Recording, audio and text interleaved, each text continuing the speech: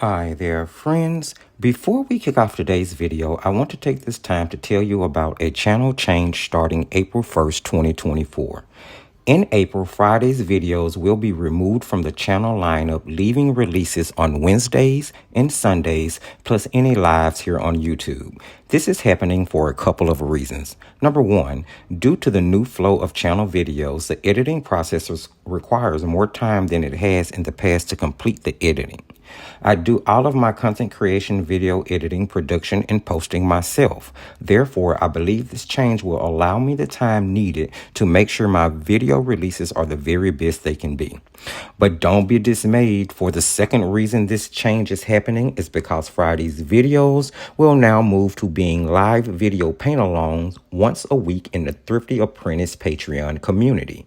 This now means that Thrifty Patreon subscribers will have access to traceables, behind-the-scenes footage, one pre-recorded real-time demo a month, and 4 live real-time paint-alongs once a week. That's a crazy lot for really little of nothing in return, friends.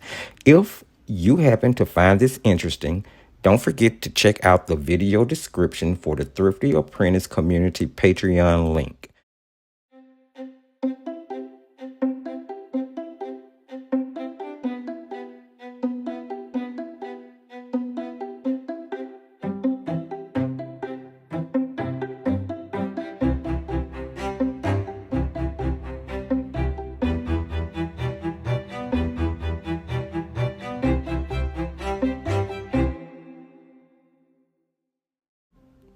As I jump into this demo, let me share with you what products I'm using. The paper is Paul Rubens 140-pound cold press 5 1/4 by 10 1/2 watercolor and wet media block. I am also using Paul Rubens student grade 24 full pen set. I was reminded of this set talking to a viewer the other day in the comments section, and it motivated me to pull them out and paint with them again. I haven't really used them since I originally tested and reviewed them. I still think that they are a pretty good student grade paint, much like the White Knight Sonnet or Rosa Gallery Studio sets, if you're familiar with those. Now for the brushes, I'm using a variety of paint crush brushes, and I have a paper towel for blotting my brushes with.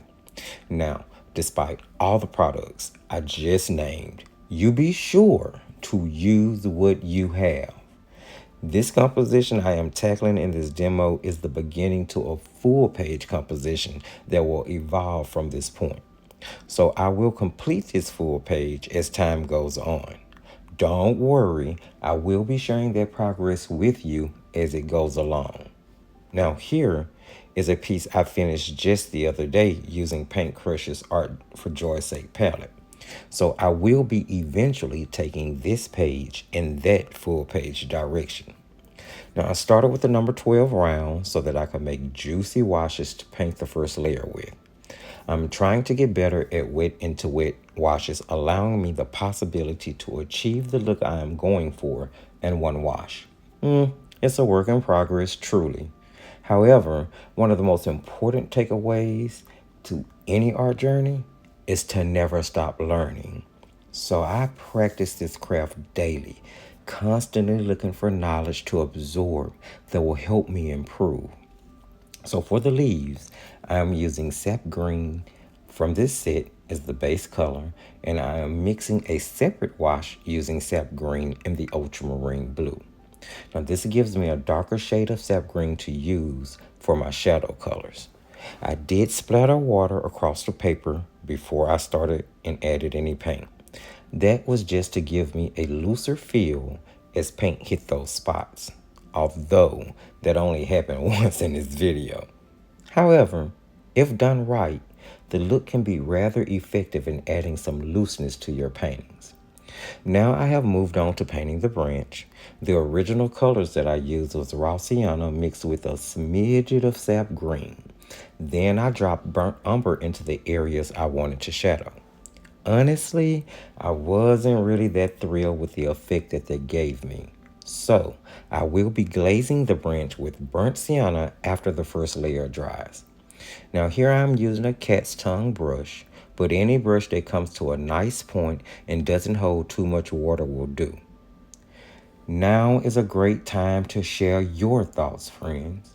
Jump in the comments section and share your favorite brush. Drop me a line and let me know why you love that brush so much. Truth be told, this painting took me a minute to get to a stopping point. I wanted to carry it far enough to do an effective video with you all, but I still didn't want to get too detailed knowing that this painting would be growing really soon.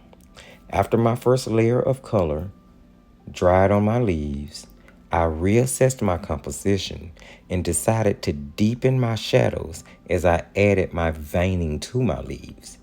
Having my lightest and darkest values allowed me to see what shades to use as my midtones.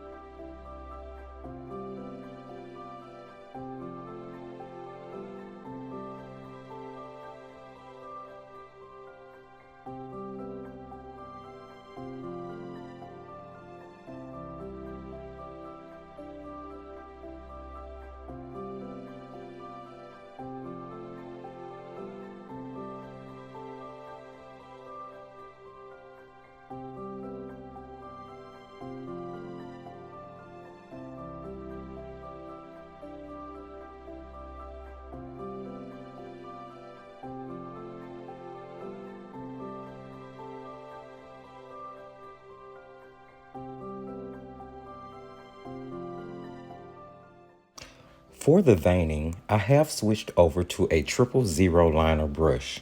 This is a golden Teclon brush with long bristles that hold a decent amount of water for its size.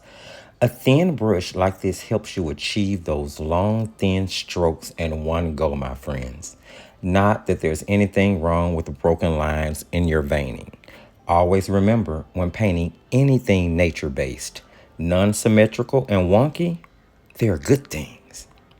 I am paying special attention to the area where my flowers meet my leaves. I want my shadows there to be intense, so I am pushing the depth of that color pretty far at this point. Although I know I will still be adding more as the painting grows and progresses with other colors around it. I worked on those midtones that I spoke of earlier. Honestly, I simply watered down the mask tone, sap green I used for the base color. I did this because adding the water would mean a bigger shift in the color as it dried. This would give me a color between the mask tone sap green and sap mixed with ultramarine used for the shadows. So I am simply glazing the lighter wash into the areas I wanted a more mid-tone color. It actually took me a few minutes to get this to look the way I really wanted it to. Afterwards, I figured the leaves needed a little more warmth, so I did glaze into the leaves with a more golden leaning yellow from the set to add some punch. The branch was dry at this point, so I decided to go ahead and do the glazing of the burnt sienna. This blended well with the first layer that was down on the branch already. I also went in and did a bit of detailing on the branch, giving it more of a wood effect. Overall, I may have put too many details into the composition, considering this is truly just the beginning of what I plan to do with this page. Eventually, I move into painting the actual desert road section of the painting. Now, friends, I know I shared a rose with you a couple of weeks back, done with the Hui watercolor pencils, which I found pretty amazing, by the way. Today, I wanted to share a different type of rose, for I'm using this composition to participate in Ms. Dena Rose Art Challenge. This is actually the third challenge I have done from her channel, and I have found all of them to be a lot of fun, guys. Plus, she includes the videos in a playlist on her channel, giving you amazing exposure to other viewers.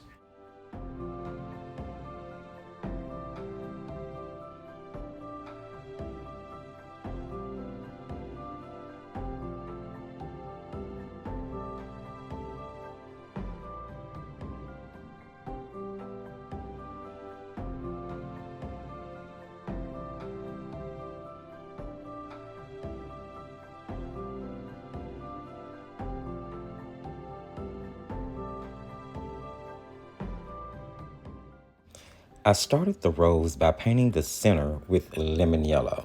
The other colors I'm using on the flower will be carmine and madder lake. With the flower, I did keep in mind that I wanted to keep my color concentrated to the outside edges of the flower petals.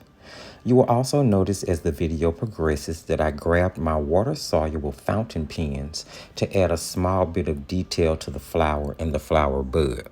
However, I did decide to pull back on the pen because I didn't want to completely finish the center of the composition before drawing out the remaining elements.